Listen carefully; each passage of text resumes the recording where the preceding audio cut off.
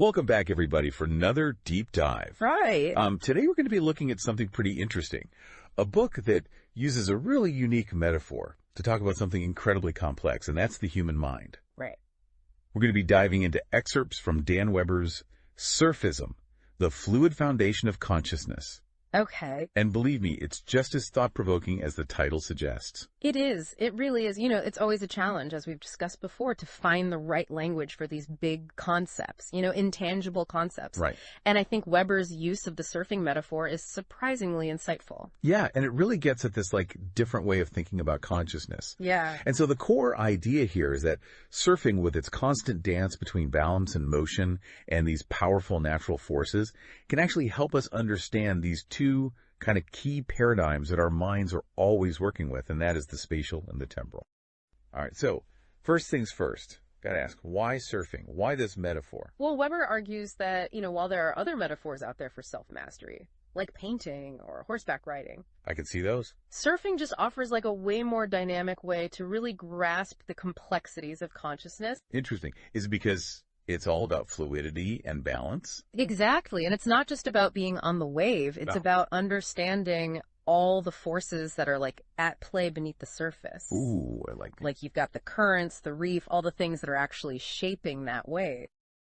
Weber introduces this really cool concept called optic flow. So what exactly is optic flow? Well, imagine you're driving down a road and the way the scenery rushes past you, creating a sense of motion and speed. Okay, yeah. That's optic flow.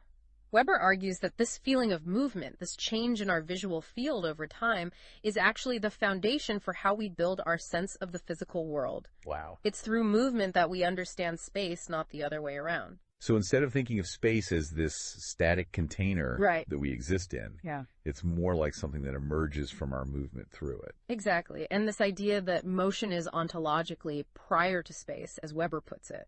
Yeah. This has huge implications for how we understand consciousness. Mm. He's essentially saying that our awareness isn't rooted in a fixed point, a static self, Yeah. but rather in the dynamic flow of experience. It's like those moments when you're so absorbed in the flow of riding a wave that you kind of lose track of yourself as this separate entity. Right. You become part of the wave, part of that movement. That's a perfect example. And Weber argues that this feeling of interconnectedness, the sense of merging with something larger than ourselves, Right. is actually a more accurate reflection of our true nature than our usual spatially defined sense of self. So are you saying that our focus on boundaries and separation actually limits our experience of reality? It's not that spatial perception is wrong or bad. Okay. It's just that it's only part of the picture. Weber argues that by overemphasizing the spatial, the seeing self, we lose touch with the temporal, the feeling self, and that's where we find true presence and connection. That reminds me of how we use all these visual metaphors to describe consciousness, like the light bulb moment or the mirror of the mind. Right. But maybe a wave is a more apt metaphor, constantly in motion, always changing, reflecting that dynamic flow of our awareness. I think that's a brilliant insight, and it highlights how these metaphors can help us grasp these incredibly complex concepts that are otherwise difficult to put into words. And Weber takes this even further, right? Yeah. He connects different psychological states to what he calls distortions of this space-time continuum. He does, and he uses some really vivid visual analogies Oh. to illustrate these distortions. Okay. For example, Yeah. imagine a picture where a tiny man appears to be standing on someone's outstretched hand as if they were incredibly small. Yeah. It's obviously an illusion, Yeah. but it still looks so real. Well, Weber argues that this kind of spatial distortion, Okay. where our perception of size and distance gets warped, Yeah. is similar to what happens in neurosis. So when someone's really anxious or fixated on something, it's like their mind is creating this warped perspective, Yeah. making them see things out of proportion. Exactly. They're stuck in a rigid, distorted perception of reality. Right. Now, imagine a different kind of distortion. Okay. Think of a portrait where the facial features are all jumbled, Okay. the nose is on the forehead, the mouth is where the ears should be. Right. But you can still recognize it as a face. Okay. That sounds more unsettling than the tiny man. This is how Weber represents psychosis. Okay. The flow of time and experience becomes disrupted, Okay. making it hard to make sense of what's happening. So in neurosis, you're fixated on a warped spatial perspective. Right. But in psychosis, the whole flow of time and experience gets scrambled. You got it. Okay. And Weber suggests that surfing, Okay. with its inherent balance between spatial and temporal elements, Right. represents a healthy balance on this continuum. Now, one of the most intriguing ideas in the book is this connection between surfboard design and language. Really? At first, it seems like a total stretch. Oh. But Weber actually makes a pretty compelling case. It's one of those aha moments that makes you rethink everything you thought you knew. I know. Weber points out that surfboard shapers Okay. have to consider both spatial and temporal elements when crafting a board. Oh. The board's shape influences how it will perform on a wave, Right. turning, carving, and maneuvering through the water. So just like a surfer has to navigate the wave, the Mhm. shaper has to navigate this relationship between the board and the wave. Exactly. Okay. And here's where the language connection comes in. Okay. Language is also made up of components, letters, words, sentences Yeah. that are spatially separated, but temporally connected. Wait, I think I'm starting to see it. Okay. You're saying that just like a surfboard shape determines how it will move through time on a wave, Right. the arrangement of words in a sentence determines how meaning unfolds over time. That's it. Okay. Think about it. Okay. The meaning of a sentence isn't revealed all at once. Right. It unfolds as we read or hear the words in sequence. Yeah. It's like we're surfing the structure of language to create meaning. Wow. That is mind-blowing. And what's even crazier is that this connection hints at a fundamental link between our physical interactions with the world Yeah. and our capacity for language. It suggests that our ability to understand abstract concepts and communicate complex ideas might be rooted Right. in our very physical experience of navigating the world. This is blowing my mind. Right? So we've talked about how our minds are like surfers and language is like a wave. Mm-hmm. But what about our brain chemistry? Okay. Does Weber go there? Oh, he absolutely does. Okay. And this is where the metaphor gets even more fascinating. Okay. He compares different levels of neurochemicals in our brains Okay. to the way waves behave in different conditions. So our brain chemistry is like the weather report for our internal state. Tell me more. Think of serotonin, Yeah. the neurochemical often associated with calmness and well-being. Yeah. Weber compares low serotonin levels to low tide conditions, Okay. where the waves are often abrupt and intense. Because the incline of the seabed is much more sudden, so it creates those choppy waves that are harder to ride. Exactly. And just like those choppy waves can make you wipe out, Right. low serotonin can make us more reactive and sensitive to everything around us. So we're basically surfing on edge when our serotonin is low. You could say that. Okay. On the flip side, Yeah. he compares higher serotonin levels to a more gradual incline on the seabed, Okay. resulting in smoother, more rideable waves. Ah, so higher serotonin is like cruising on those glassy waves where you can just glide effortlessly. Precisely. Ooh, I like Now, that. serotonin helps us respond to situations with more patience and thoughtfulness, Okay. just like that gradual incline allows for a smoother, Yeah. more enjoyable ride. Okay, that makes sense. Yeah. But what about dopamine, the neurotransmitter that's all about reward and motivation? Okay. How does that fit into the surfing metaphor? Dopamine is likened to the shape of a surfboard, Okay. influencing how we approach rewards and challenges. So a board designed for speed and sharp turns would be like high dopamine. Yeah. Pushing you to seek thrills and quick rewards. And a board designed for stability and cruising Right. would be like more balanced dopamine, Yeah. allowing for more measured and thoughtful approach. Wow. So even our motivation and drive have a shape that guides our actions. Yeah. Just like a surfboard shapes the way we ride the waves. Right. This is incredible. It's amazing, isn't it? Yeah.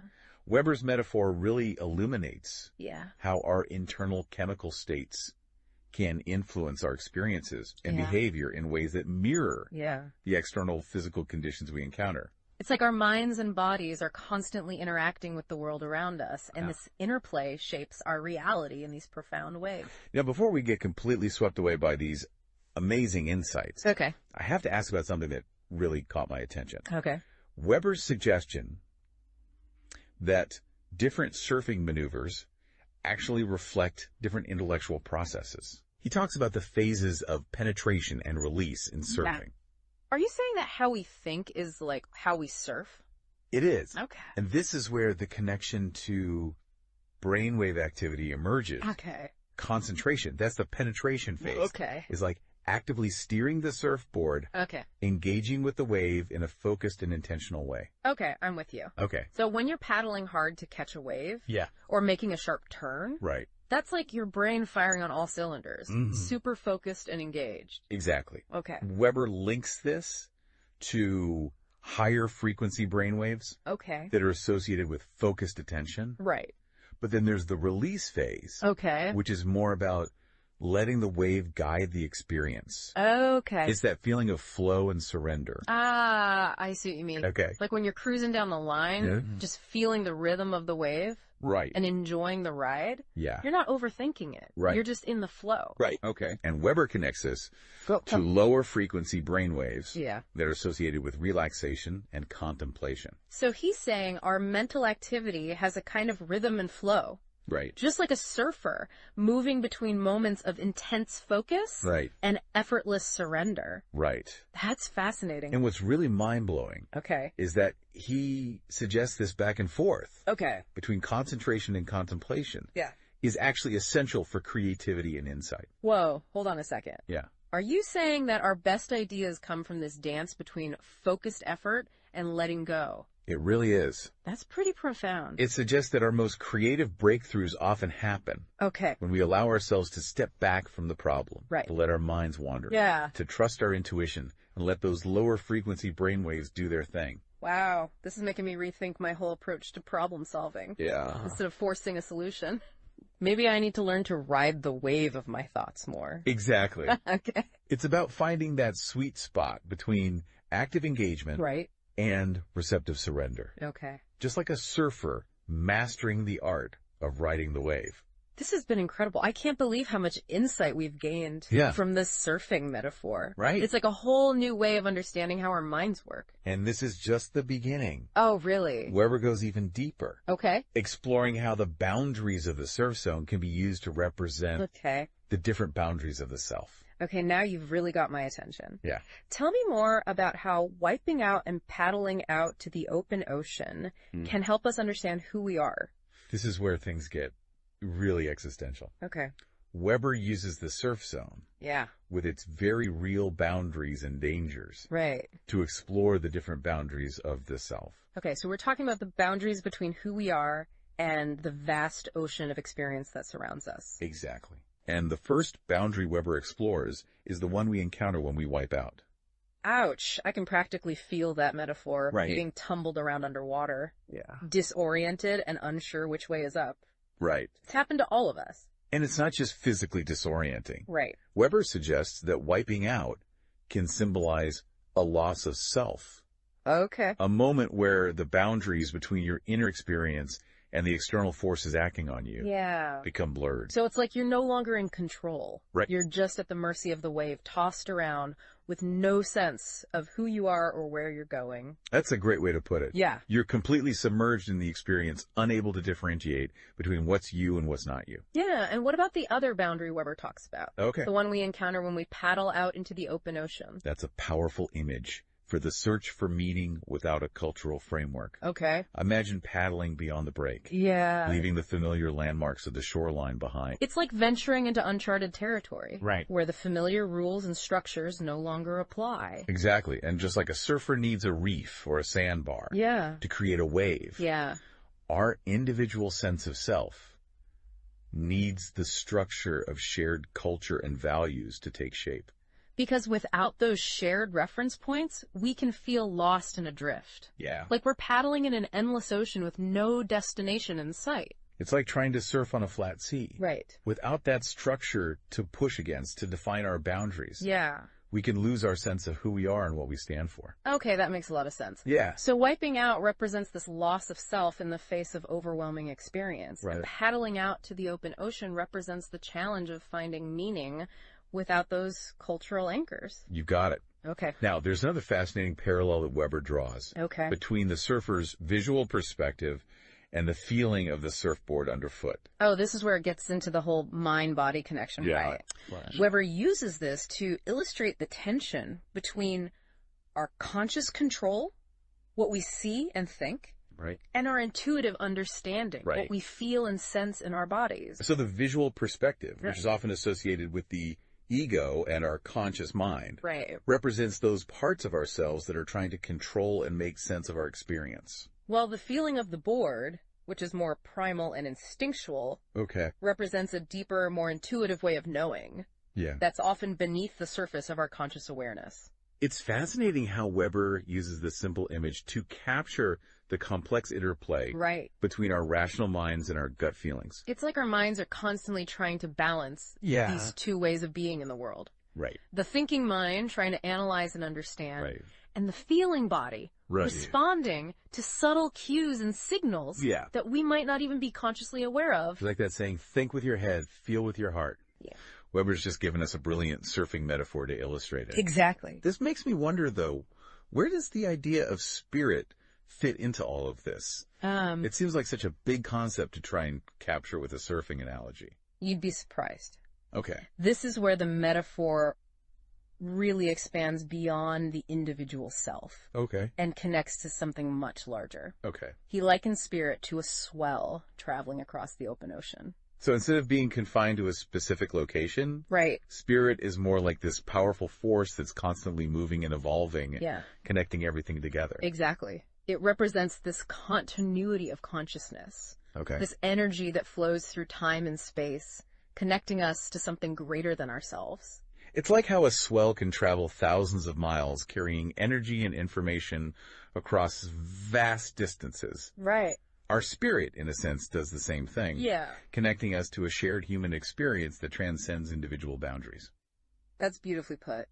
And this leads Weber to a really interesting take on the concept of God.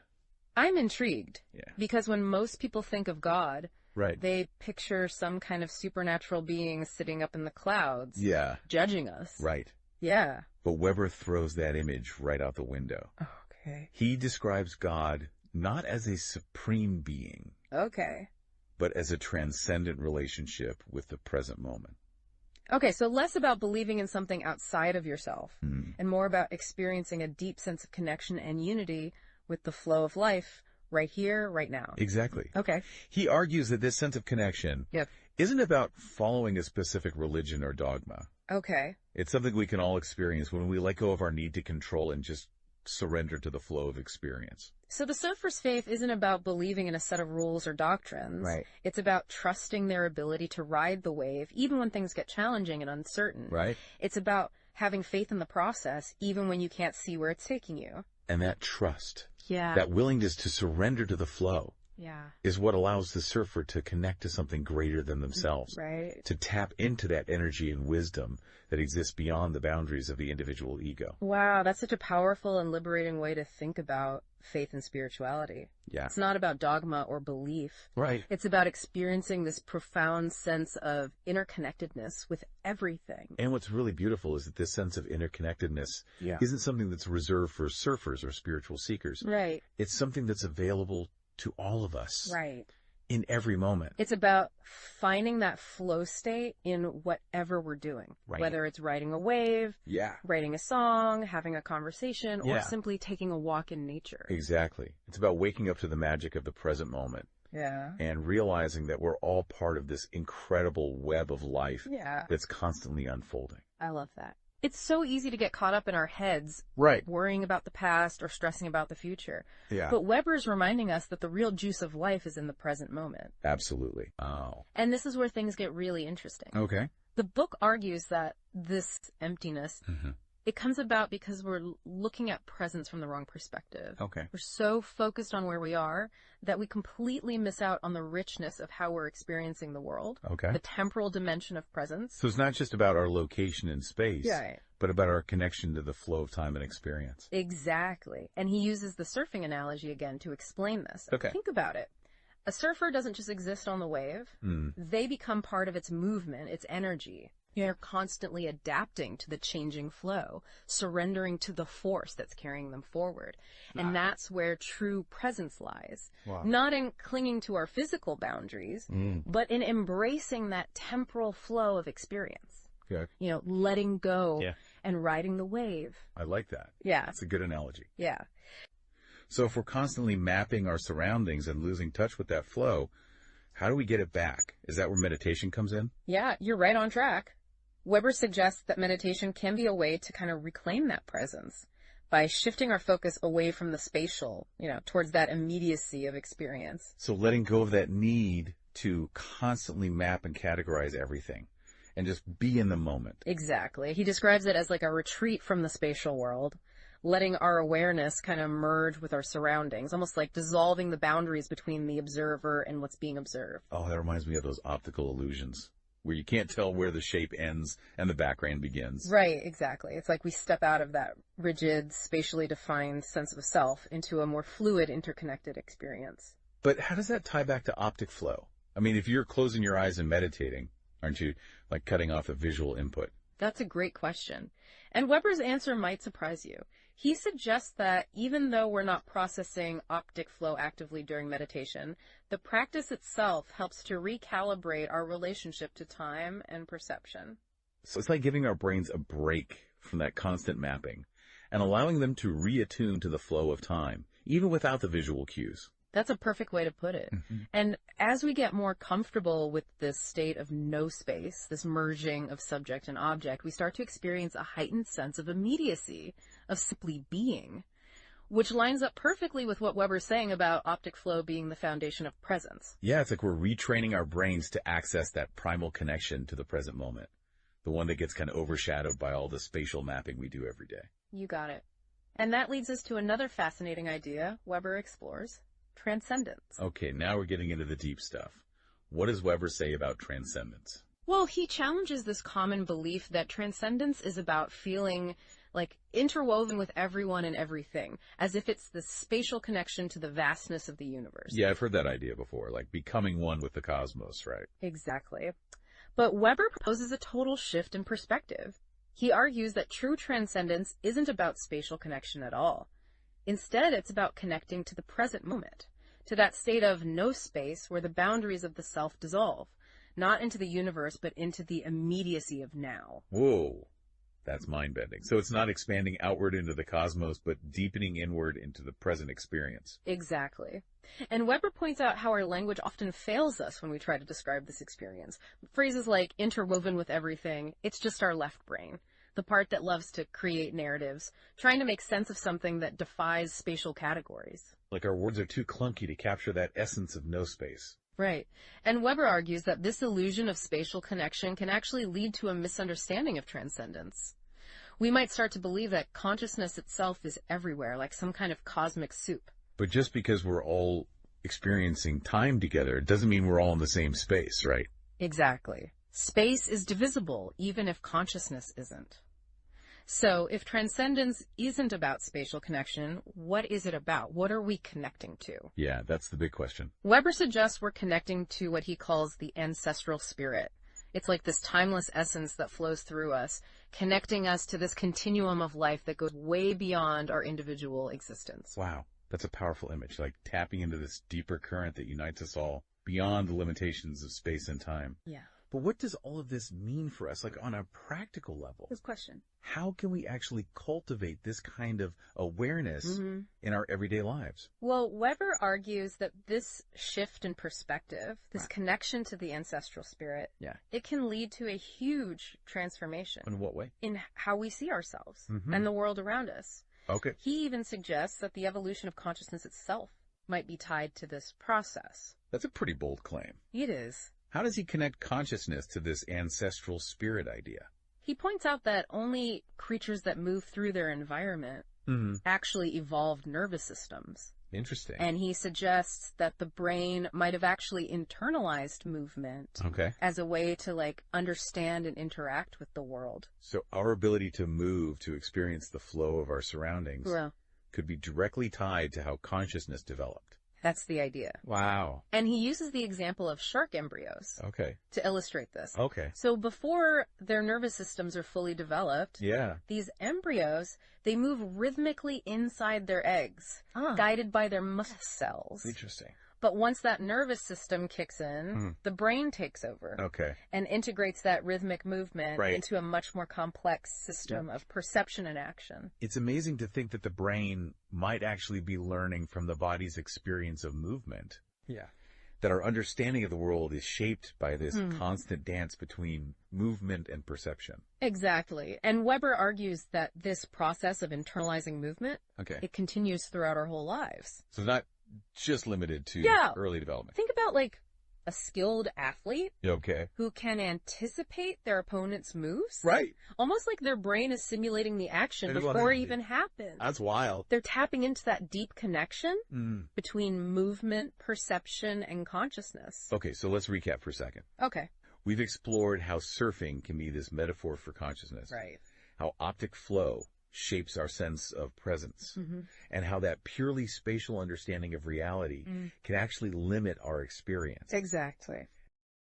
This has been one of the most, mind-expanding, thought-provoking conversations I've ever had. Me too. And the best part is this is just a glimpse into the incredible depth and richness of Dan Weber's book. I mean, we barely scratched the surface here. Right. So to everyone listening, I highly recommend checking out Surfism, The Fluid Foundation of Consciousness. If you're ready to really dive deep into these questions of reality, consciousness, and what it means to be human. It's a wild ride, that's for sure, but it's totally worth it. Absolutely.